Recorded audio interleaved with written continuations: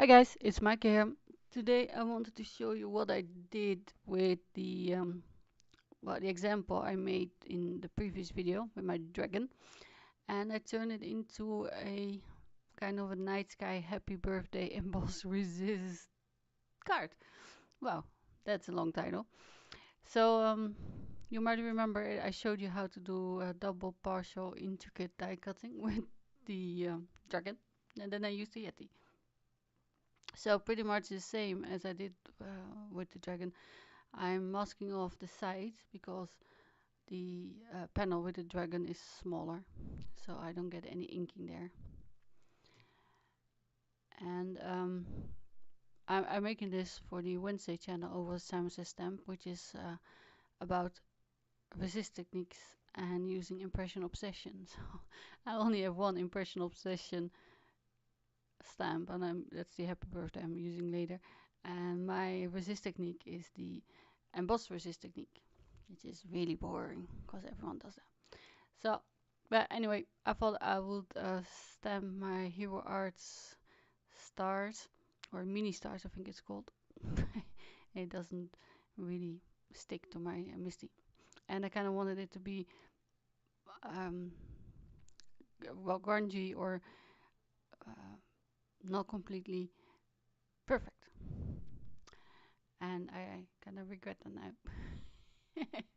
He was at, at the bottom next to the dragon. There's stars missing. And, Well, anyway, that was my idea. I just wanted stars sprinkled over the background and kind of fill the whole background with it. And you know, sometimes I have ideas in my head and I try to make them, but yeah, they turn out differently. This is a wow clear hologram sparkle embossing glitter, which is not a mouthful, but it's the same one I used on the Stars Adventures card last time. So I kind of like it because it's sparkly and clear, and it will show the cardstock through.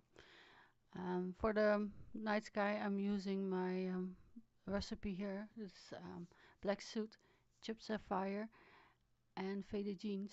And I left out stormy sky because the panel is quite small, and my foam pad doesn't stick anymore.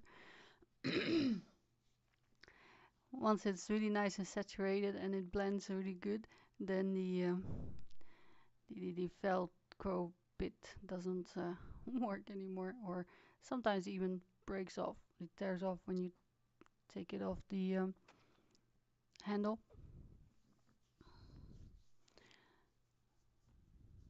But yeah, that's the Sapphire and the faded jeans, which is much drier. As you can see, it takes a bit more effort to blend. So that will be my tip. If you want to blend the whole background, make sure your ink pads are nice and juicy.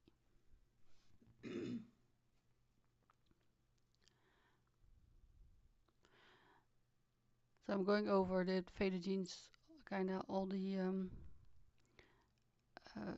borders where the colors meet, to fill it up and make sure there are no gaps. And I, I want to wash my hands before the review.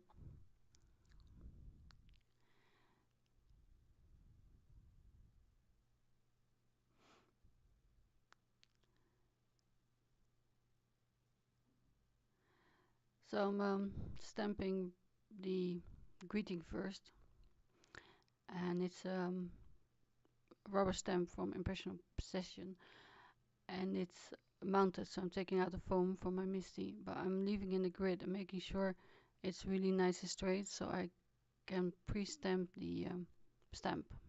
It's really hard to line this one up. I have really trouble getting it straight. Not sure why. So I'm tracing the opening and the side of the card so I know where the stamp will land. Of course I'm using VersaFine Black Onyx ink, and here I could see it's just like a millimeter off, just a smidgen. So I reposition it and stamp again to make sure. And now it's straight. So being Russifine, I took out the grid paper because I didn't want to, smudge my panel. I have issues with smudging stuff that I'm working on, right? So happy birthday, and I'm heat setting it, just to be safe.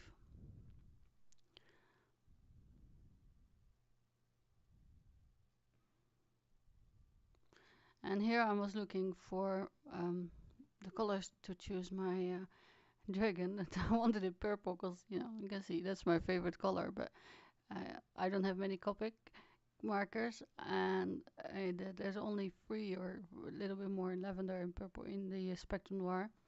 So I bought these really cheap markers. Actually, just called twin markers. They are not a brand. And comparing them to my Spectrum, the colors are actually the same. Most of them match up with what I already have, and I kind of bought them hoping I would, have more choice. So yeah, no purples. So I went for the blues and greens, and I took one purple for the little horns and what's this thing, the scales on the back and his toenails. I thought that's so small, I'm not gonna do any shading on there. But well, the dragons, I think they can be any color, so I kind of like the light green and the blue teal. So I'm starting with this cheap marker. And for people that live in Europe, it's from Action, and they have them sometimes. But they're so cheap. I think they're in a pack of 3 for 95 euro cents, so even a euro, and they're always sold out.